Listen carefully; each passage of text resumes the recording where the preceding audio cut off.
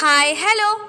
মোচার ঘন্ট তো তোমরা সবাই খেয়েছো, কিন্তু তোমরা কি কোনোদিনও এঁচোড়ের ঘন্ট খেয়েছো? আর এই এঁচোড়ের ঘন্ট তৈরির জন্য প্রথমে কিন্তু এঁচোড়টাকে আমি নর্মাল ডুমো ডুমো করে কেটে নিয়েছি। তারপর এটাকে বেশ কিছুক্ষণ কিন্তু জলে ভিজিয়ে রেখেছিলাম। এবার একটা প্রেশার কুকারে আমি এঁচোড়, পরিমাণ মতো জল, একটু লবণ আর সামান্য তেল দিয়ে আর কিছুটা ভেজানো ছোলা দিয়ে এটাকে 4টে মতো সিটি দিয়ে সেদ্ধ করে নেব।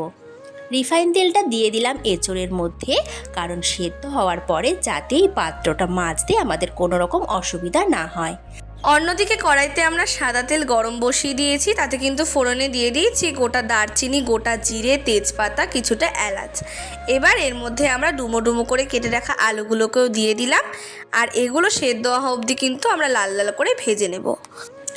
আলুটা যখন ভাজতে ভাজতে প্রায় অনেকটা সেদ্ধ হয়ে আসবে, তখন আমি দিয়ে দেবো এর মধ্যে কিছুটা লবণ আর কুচো করে কেটে রাখা একটা গোটা টমেটো। তারপর আলুর সাথে টমেটোটাকে আরও কিছুক্ষণ ভেজে নেব, যতক্ষণ না টমেটোটা একটু মজে আসছে। এঁচোড়ের একঘেয়েমি ঝোল খেতে খেতে যখন আমরা বোর হয়ে যাই, তখন কিন্তু এরকম নতুন স্বাদের রান্না পেলে ভালোই হয়।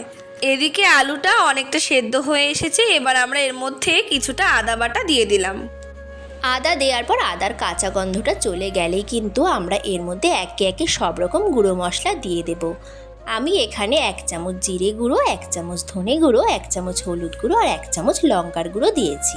তারপর সব কিছু কিন্তু ভালো করে একবার মিশিয়ে নেব। মশলা দেওয়ার পর ভালো করে কষানো হয়ে গেলে কিন্তু এর মধ্যে আমরা দিয়ে দিচ্ছি কিছুটা কুচি করে কেটে রাখা নারকেল, আর দিয়ে দেব সেদ্ধ ছোলা আর ওই এঁচোড়ের ভেতরের বীজগুলো। এবার এঁচোড়টাকে সেদ্ধ করে আমরা চটকে রেখেছিলাম, সেটাও কিন্তু এর মধ্যে দিয়ে দিলাম। এবার ভালো করে মশলা আলুর সাথে এঁচোড়টাকে কিন্তু ভালো করে মিশিয়ে নেব, আর কম আঁচে বেশ কিছুক্ষণ ধরে কষিয়ে এটাকে রান্না করে নেব। আর শেষের দিকে দিয়ে দেব 1 চামচ মতো গুঁড়ো করে রাখা চিনি। এবার আর কি ভালো করে চিনিটাকে মিশিয়ে আর একটু শুকনো শুকনো করে নামিয়ে নিলেই কিন্তু আজকে এঁচোড়ের ঘন্ট আমাদের একদম তৈরি।